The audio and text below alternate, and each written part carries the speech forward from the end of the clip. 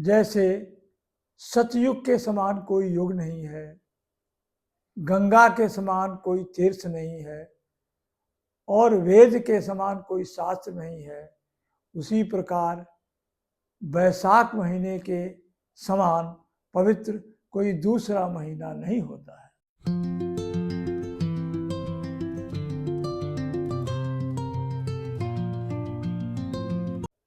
श्री महावीर हनुमते नमः। मित्रों, मैं रामेश्वर नाथ ओझा, प्रधान संपादक श्री महावीर पंचांग, अपने महावीर पंचांग के तत्वावधान में संचालित यूट्यूब चैनल काशी ज्योतिषवाणी में आपका हार्दिक स्वागत करता हूं एवं अभिनंदन करता हूं। मित्रों, आज मैं आपके सम्मुख पवित्र मास बैसाख मास के संबंध में कुछ बात करने के लिए उपस्थित हुआ हूँ। स्कंद पुराण में उल्लेख मिलता है कि न माधव समो मासम न कृते न युगम समम, न वेद समम शास्त्रम न तीर्थम गंगया समम।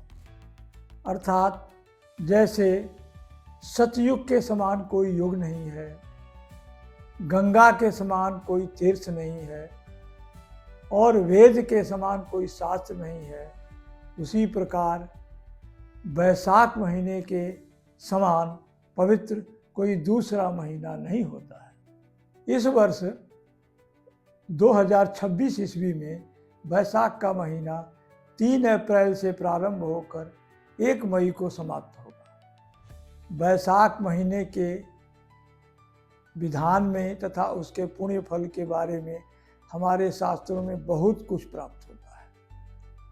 मैं यहाँ संक्षिप्त में उसके बारे में आप लोगों के सम्मुख बात करने के लिए उपस्थित हुआ। शास्त्रों में बताया गया है कि बैसाख के महीने में जो सूर्योदय से पूर्व स्नान कर लेता है, गंगा जी में स्नान कर ले, किसी नदी तीर्थ में स्नान कर ले तो बहुत अच्छा, अथवा अपने घर में ही शुद्ध जल से अगर आप स्नान कर लेते हैं सूर्योदय से पूर्व, तो आपके समस्त पाप नष्ट हो जाते हैं। बैसाख के महीने में शास्त्रों में बताया गया है एवं सामाजिक विधान के अनुसार भी प्यासों को पानी पिलाना अत्यंत पुण्यफलकारी होता है। अब प्रश्न उठता है कि हम प्यासों को कैसे पानी पिलाएंगे। आप देखे होंगे कि जगह जगह बैसाख के महीने में, गर्मी के महीने में पौसरा चलता है, प्याऊ चलता है। अतः इसका जितना ज़्यादा आयोजन आप कर सकें, करा सकें व्यक्तिगत तौर पर, संस्थाओं के तौर पर, वह उतना ही पुण्य फलदायी होगा और आपके समस्त पापों को नष्ट कर देगा। बैसाख के महीने के बारे में तो बहुत कुछ बताया गया है, बहुत कुछ कहा गया है, लेकिन जो प्रमुख बातें हैं उन्हीं को मैं आपके सामने लेके आ रहा हूँ।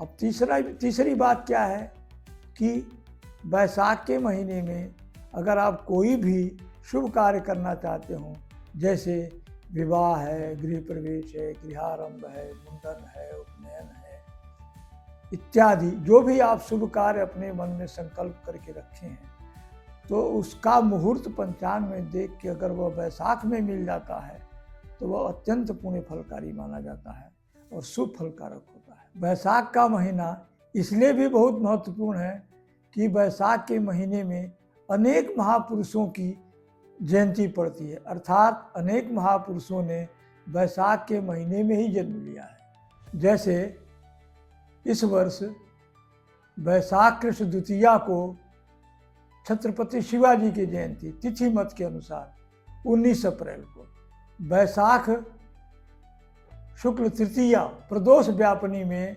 भगवान परशुराम की जयंती इस वर्ष 19 अप्रैल, अक्षय तृतीया का पुण्य पवित्र पर्व 20 अप्रैल को मनाया जाएगा। आद्य जगत गुरु श्री शंकराचार्य की जयंती बैसाख शुक्ल पंचमी इस वर्ष 22 अप्रैल को मनाई जाएगी। इसी के साथ सूरदास की भी जयंती 22 अप्रैल बैसाख शुक्ल पंचमी को मनाई जाएगी। 22 अप्रैल क्षयवती षष्ठी तिथि में श्री रामानुजाचार्य की जयंती मनाई जाएगी। श्री गंगा जी की उत्पत्ति का पर्व वैशाख शुक्ल सप्तमी 23 अप्रैल को मनाई जाएगी।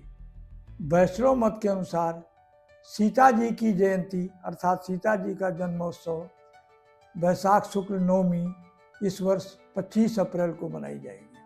श्री नृसिंह जयंती अर्थात श्री नृसिंहावतार वैशाख शुक्ल चतुर्दशी तिथि इस वर्ष 30 अप्रैल को मनाई जाएगी। बुद्ध पूर्णिमा भगवान बुद्ध की जयंती इस वर्ष वैशाख शुक्ल पूर्णिमा 1 मई को मनाई जाएगी। मित्रों, ये कुछ उदाहरण थे वैशाख के महीने में जन्म लेने वाले महापुरुषों की जयंतियों का। एक बात मैं और बताना चाहता हूँ कि वैशाख की महिमा अपार है। इसे माधव का नाम दिया गया है, अर्थात यह महीना भगवान विष्णु को बहुत ही प्रिय है। अर्थात जिस भी प्रकार से हो सके भगवान विष्णु की, भगवान कृष्ण की पूजा करनी चाहिए, आराधना करनी चाहिए, दान देना चाहिए एवं शुभ कार्य करना चाहिए।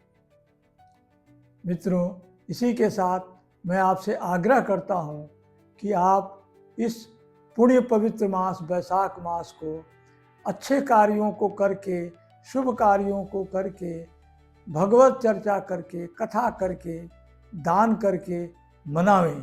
जय श्री राम।